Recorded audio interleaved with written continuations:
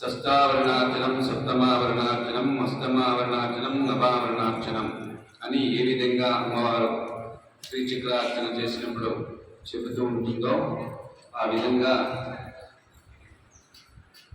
కుంకుమ నిన్నట్లేదని నిత్యం చెప్తున్నారు. మీకు ఏంటమ్మా నీ మొహం కనిపిస్తోంది అంటే నా మొహం కనిపించకూడదు అన్నట్టుగా చూసింది. అలా కాదు, కుంకుమలో నువ్వు ఒక్క నిమిషమైనా ఉండాలి అని భావన చేసుకున్నప్పుడు ఆ మధ్యలో పీట కట్టింది. సత్యం చెప్తున్నానమ్మా, ఆ ఆలోచన ముందు వస్తే ముందే పెట్టిబట్టి పీట నాకెళ్ళకి వస్తుంది, ఆవిడకి వచ్చింది. అంచేత తపస్విని తాపసారాధ్య తమ మధ్య తమోపహ. మన తపనకి ఒక్క నిమిషమైన కుంకుమ నీ మొత్తం నీ ఒడంతా కూడా కుంకుమతో నిండిపోవాలి అని అనుకున్నాం అనుకోండి, ప్రపంచంలో ఆవిడ సృష్టించిన సృష్టిలో పసుపు కొమ్మలన్నీ ఆడించిన ఆవిడ. మనం చిన్నగా చేసిన సంకల్పానికి ఆవిడ ఎంతో ప్రేమతో వాత్సల్యంతో ఆ కుంకుమను స్వీకరించింది. సుమంగళి సుఖకరి సువేషాజ్ఞ సువాసిని సువాసిన్యర్చన ప్రీత శోభన సుత మానస. అంచేత మనం చేస్తుంది ఇప్పుడు 500 కేజీల కుంకుమ కొంచాల కురవేపేటలో చేశారని చెప్పి పేపర్లో పడగానే గొప్ప కాదు. మనం ఇప్పుడు చేసింది ఏంటంటే 64 కోట్ల రూపాయలకి బొట్టు పెట్టాం. ఏం చేసాం అంటే 64 కోట్ల రూపాయల మొహం, ఆవిడ మొహం చేస్తుంటే ఆ మొహానికి ఏం చేసాం, బొట్టు పెట్టాం. అంటే 64 కోట్ల మందికి బొట్టు పెట్టేంత ముందు నిజంగా వేసామా చెప్పండి? చిన్న బొట్టు మీ అందరికీ పెట్టడానికి ఇంత గొప్ప అవుతుంది. అంటే 64 కోట్ల రూపాయలకి ఆ నుదుటికి బొట్టం పెట్టాం. అమ్మవారి బొట్టు ఎంత పెట్టాలి? మన ముఖం అంత ఉంటుంది. మన ముఖం ఎంత ఉంటుందో అమ్మవారి బొట్టు అంత ఉంటుంది. అందుకే భావన భవారణ్యకారిగా అంటున్నాం. అంచేత అమ్మవారిని మీకు అందుకే నిశ్శబ్దం పాటించి లైన్లో రండి ఎందుకు చెప్తారంటే, నా బాధ ఏంటంటే పళ్ళెం అందించేమా లేదా అని కాదు, మీకు కావాల్సింది మీ అందరికీ సంతృప్తి కలిగే విజయం ప్రయత్నం చేశాను. కానీ సంతృప్తి చెందవలసింది మీరు, నేను కాదు. సంతృప్తి చెయ్యాలనే ఆ భావం నాలో ఉంది. మీరు వచ్చి నా పళ్ళెం అందుకుంటారందుకు వద్దు, అమ్మవారు స్వీకరిస్తుంది. అందుకే అట్లా కంటే పళ్ళాలు తీసుకోలేకుండా, నా మనసు ఒప్పుకోలేకుండా అక్కడ నిల్చోబెట్టి ఈ ప్రతిదీ కూడా ఆవిడ మాట పడకుండా నాకు మాట తేకుండా కాలక్షేపం చేస్తున్నారు అంటే అమ్మ ఆ విధంగా మనని నడిపిస్తుంది. అంటే ఒక్కొక్క పళ్ళెం ఆ క్షణమైన ఆ పళ్ళెం తెచ్చి అమ్మ మీద కుంకుమ వేస్తుంటే మీరు ధరించి ఈ తపన మళ్ళీ ఇంకోసారి మనం చేద్దాము, ఇంకో విధంగా చేద్దాము, ముందు అద్దాలతో క్లోజ్ చేద్దాం అనుకున్నాను. నాకు ఎందుకో అమ్మకి అలా బంధించి కుంకుమ వేయాలనిపించలేదు. అవి కూడా తెప్పించి ఉంచాను. నేను ఆగానికి చేయగలిగి చేశాను, కానీ చూద్దాం ఎలా చేస్తాడో చూద్దాం అనుకుంది. కానీ ఆవిడే గెలిచింది, మనం గెలవలేం. ఏం చేసింది అమ్మ? ఒక్క సెకండ్, ఒక్క నిమిషమే అలాగా ఉండు, తర్వాత జారిపో. పీట తెచ్చుకో, అడ్డంగా పెట్టుకోవాలి. అమ్మ నీ ఒళ్ళో వచ్చేస్తుందని భావించుకుంటున్నాను, నీకు ఎందుకు తెచ్చుకోండి. అంచేత శర్మలు పంపించి ఆ పీట తెచ్చి పెడితే ఆ పళ్ళాలన్నీ పెట్టి ఎంత బరువు మోస్తుందో చూడండి. మన ఆనందం గురించి, మనం పొందే ఆనందం గురించి ఆవిడ నిర్బంధించి బంధించేసుకుంది. నిజంగా అటువంటి తల్లి మన తల్లి. ఎటువంటి తల్లి? మన భావాన్ని, మన భారాన్ని, మనకున్న బరువు బాధ్యతల్ని స్వీకరించి మన ఆనందింపచేయడానికి ఆవిడ ఎన్ని పోల్చుకుంటుంది చెప్పండి? ఒక 10 కేజీల కుంకుమ మీ మీద వేస్తానంటే ఎవరైనా వేయించుకుంటారా? అవదు. మనం చేయలేము, మన వల్ల కాదు. ఎందుకంటే వేయించుకోవడం గొప్పతనం కాదు, కటిల్లత అది ధరించి ఇంటికి వెళ్ళితే తెలుస్తుంది అసలు విషయం. అన్నిటికంటే కుంకుమ, అందుకే కుంకుమాభిషేకం కంటే హరిద్రాభిషేకం అమ్మవారికి ఎక్కువ ఇష్టం. హరిద్రాభిషేకం ముందు పసుపు వేసి తర్వాత కుంకుమ వేసాం. ఏమ్మా అంటే హరిద్రాన్ని కలసిగా హాకిని రూపధారిణి మూలాధారాంబుజారుడ పంచవక్రాసి సంస్థిత చెప్పది. రోజు సాధన ఎలా చేస్తుందంటే మీ అందరి యందు దాన్ని నించోబెట్టి రేపొద్దున ఎక్కడ చూసినా దానికి దండం పెట్టాలని కాదు కోరిక. నిజంగా ఇలాంటి పిల్లని కనాలి, ఇలాంటి పిల్ల సౌభాగ్యం తీసుకోవాలి అని అనుకోవాలి. ఆ డౌటమ్మ మోసి 9 నెలల్లో మనం పంపించింది.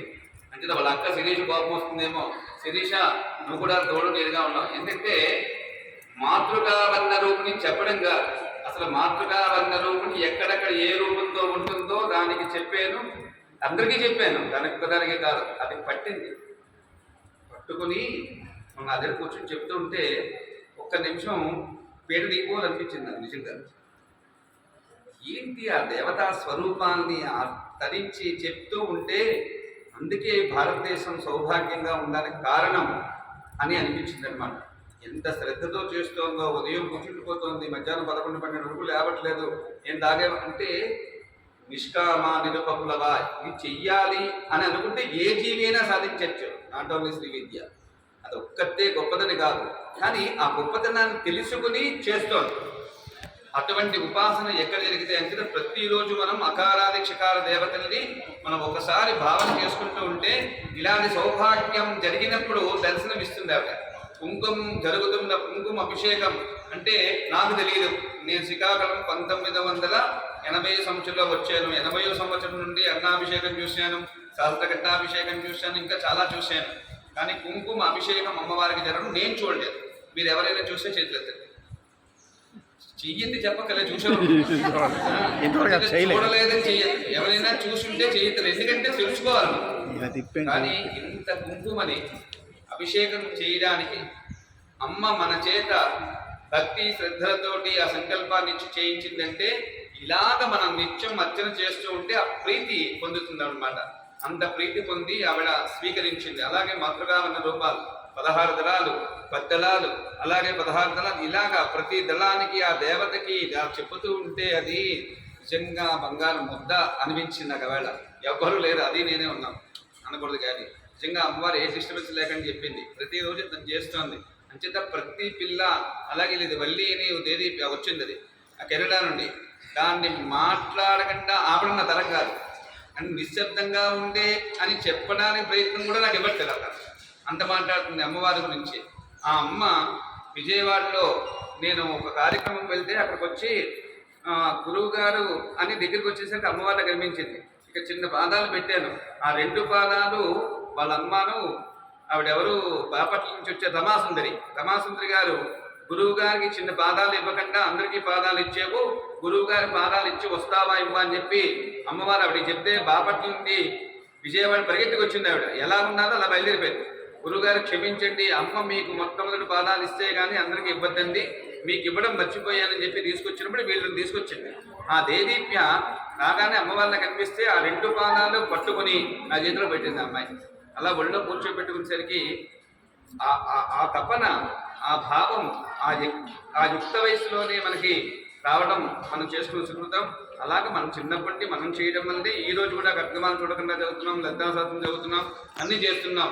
కానీ మన వయసు ఆ వయసుతో ప్రారంభించలేదు, మనం కొద్దిగా వచ్చిన తర్వాత ప్రారంభించాం. కానీ ఆ వయసు నుండే అద్భుతాలు వస్తే అద్భుతమైనటువంటి శక్తి ప్రపంచానికి అవసరం. ఈ విశ్వావసనామ సంవత్సరంలో ఇటువంటి మహత్తర కార్యాలు చేస్తే కానీ ఈ గ్రహ కూటమిని మనం జయించలేము, గ్రహాన్ని ఏం చేయలేము. గ్రహాన్ని ఏమైనా చేయాలంటే నిగ్రహంగా అమ్మని పట్టుకోవాలి. గ్రహాన్ని పట్టుకోవాలంటే కాదు, నిగ్రహంగా అమ్మని పట్టుకుంటే గ్రహ బాధలన్నీ కూడా తొలగిపోయి చాతుర్గత కూటమి, షష్టగ్రహ కూటమి, కాలసర్పదోషము, అలాగే శని పరివర్తన, రాహుకేతు సమసప్తకము, ఇన్ని దోషాలు భారతదేశానికి కాదు ప్రపంచానికి ఉన్నాయి.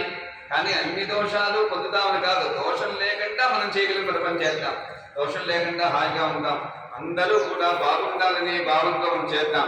అటువంటి కార్యక్రమాల్లో ఈ సంవత్సరం 21వ సంవత్సరం పూర్తయి 22వ సంవత్సరంలో అడుగు పెడుతున్న సమయంలో అమ్మవారు కుంకుమాభిషేకం చేసుకున్నారు.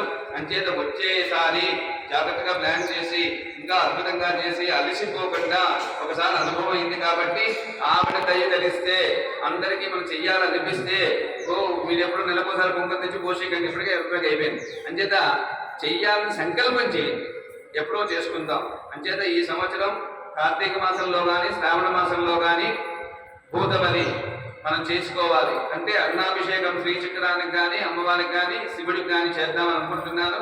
అంటే కార్తీక మాసం కానీ శ్రావణ మాసం కానీ అన్నాభిషేకం చేద్దాం. గత మాటు 2700 కేజీల అన్నం అభిషేకం చేశాం. అదంతా కూడా సుమారుగా 30,000 మందో 27,000 మందో భోజనం చేశారు. ఇంకా మిగిలిపోతే సత్రవులకు పంపించాం. అంచేత ఈసారి కూడా ధరించి అలాగే 2011లో చేశాం. గుర్తుందా వేణుగారు? ఎన్ని వేల మంది వచ్చారు. అటువంటి అభిషేకం అన్నాభిషేకం మళ్ళీ చేశాము. మళ్ళీ ఈ సంవత్సరం కూడా శ్రావణ మాసం గుర్తుపెట్టుకోండి, శ్రావణ మాసంలో కానీ కార్తీకంలో కానీ అన్నాభిషేకం చేద్దాం. అందరూ శుభసౌఖ్యాలతో ఉందాము. ఏమ్మా అంచేత ప్రభుత్వ యంత్రాంగాలు పనిచేయాలన్నా, అందరూ ఒకే భావంతో ఉండాలన్నా, వాళ్ళకి వనరులు సృష్టింపబడాలన్నా, వాళ్ళ ద్వారా మనందరం కూడా సుపరిపాలన పొందాలన్నా మనందరం ప్రార్థన చేయాలి, అమ్మ పాదాలే పట్టుకోవాలి. అటువంటి దివ్య సంకల్పానికి మీరందరూ తోడు నీడుగా నాకు నిలిచి ఇటువంటి అద్భుతాలు సృష్టించినందుకు జన్మ జన్మలకి అమ్మ సాక్షిభూతంగా మీ అందరి సేవ చేసుకునే భాగ్యాన్ని, అంటే పూజ చేయించే భాగ్యాన్ని, సేవ అంటే ఏం కాదు, పూజ చేయించి సేవ భాగ్యాన్ని పొందాలని బాలభాస్కర శర్మ మీ అందరికీ ఆశీర్వచనాలు ఇస్తూ, జన్మ జన్మలకి మనందరం ఒకే కుటుంబంగా భావించి మనందరం ఒకటే, ఎవరు ఎక్కువ ఎవరు తక్కువ లేదు. గురువు గారి యొక్క గురిని చూడడం తప్ప గురువు గారు గొప్ప వాళ్ళలా నాకొద్దు, మనందరం గొప్పవాళ్ళమే. అమ్మ దగ్గర కూర్చున్నామంటే మనం గొప్పగా ఉంటేనే, గొప్పవాళ్ళం అయితేనే అమ్మ దగ్గర కూర్చోబెట్టి ఉండేది, కాకపోతే ఈ వాటి దర్శనం చేసి వెళ్ళిపోతాం. అంచేత మనందరం ఏకాకని భూమ రూపాన్ని ద్వైత అద్వైత వద్యత మహనీయులు చేసేటువంటి దారిలో ఈ సాంప్రదాయంలో మనం వెళ్దాము. మన ఆధ్యాత్మిక తత్వాన్ని మనందరం హాయిగా పంచుకుని చరిద్దాం. సర్వం శ్రీ పరదేవతార్పణమస్తు. అక్కడ జరుగుతోంది. మీరందరూ ఇందాక ఎలా కుంకుమ తెచ్చారో